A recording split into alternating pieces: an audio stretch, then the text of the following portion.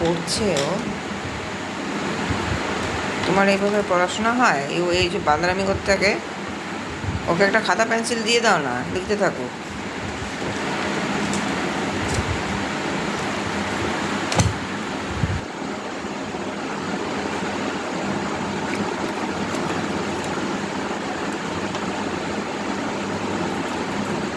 ওই যে কাগজ ছিঁড়ে ফেলেছে কিসের একটা, তোর ওই হ্যারি পটারের ইয়ের। ইয়ে বাবা, পুরো ছিঁড়ে বেরিয়ে। এসব করার জন্য ডেকেছি? ও চুপ করে বসেও পড়লো মার খেয়ে।